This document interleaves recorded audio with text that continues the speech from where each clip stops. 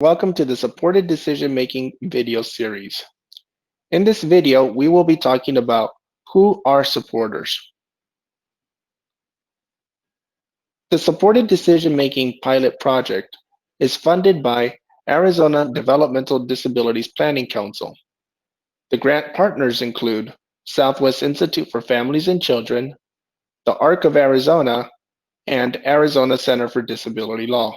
So, who are supporters in supported decision making? To begin with, it is important to understand we all use supported decision making.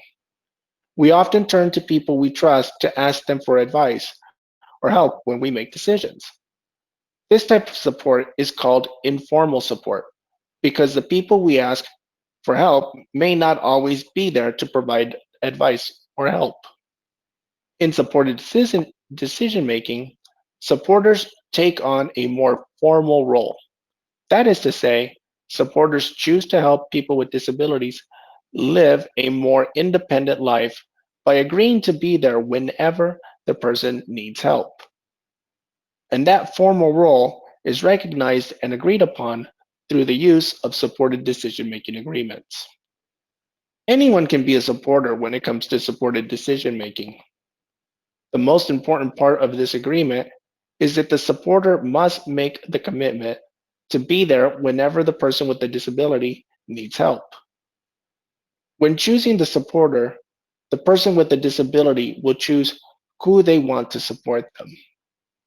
They can choose anyone they like, such as family members, friends, or trusted community members like social workers, medical professionals, financial advisors, or clergy. Supporters can help in any area in which the person with a disability identifies as an area they need support.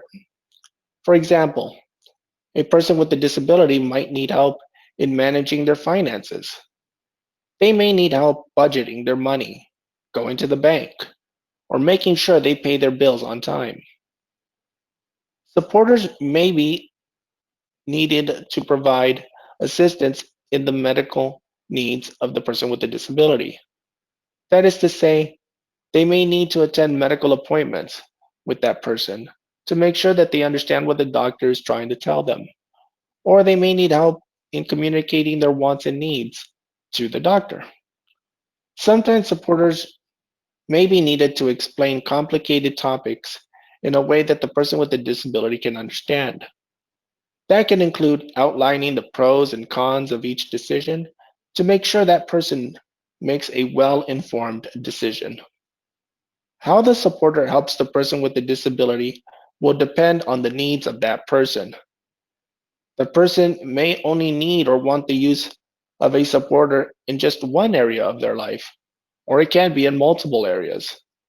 That is a decision that is ultimately made by the person with the disability.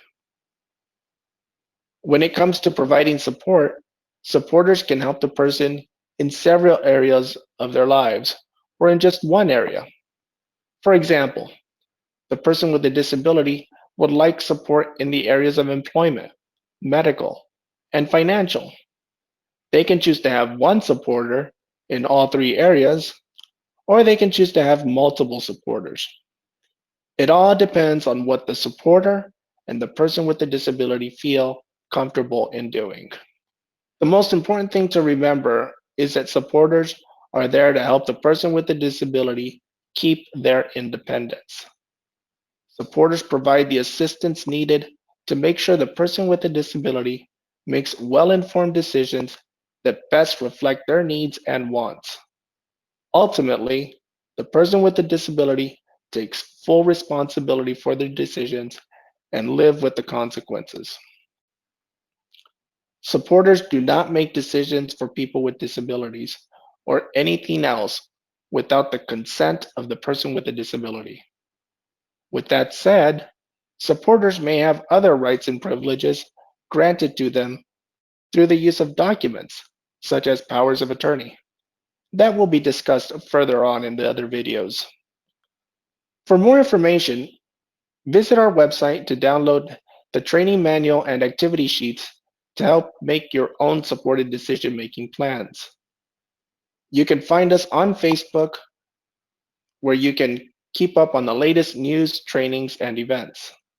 Our website is swifamilies.org, and click on the tab that says Supported Decision Making Pilot Project. Or you can find us on Facebook by going to Arizona SDM.